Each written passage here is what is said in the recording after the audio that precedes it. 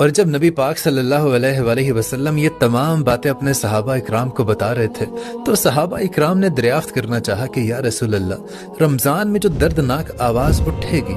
وہ رمضان کے کس عشرے میں آئے گی؟ پہلے عشرے میں، دوسرے عشرے میں، یا پھر تیسرے عشرے میں؟ تو ہمارے نبی کریم صلی اللہ علیہ وآلہ وسلم نے ارشاد فرمایا کہ وہ دردناک آواز رمضان کے دوسرے عشرے میں سنائی دے گی۔ اور آپ ارشاد فرمانے لگے کہ وہ آواز اتنی زوردار ہوگی کہ بہت سارے لوگوں کی سماعتیں چلی جائیں گی،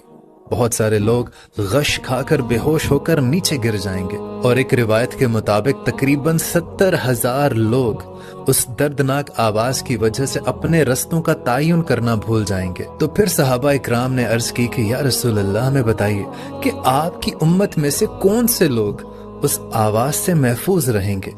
تو نبی کریم صلی اللہ علیہ وسلم ارشاد فرمانے لگے کہ میری امت کے وہ لوگ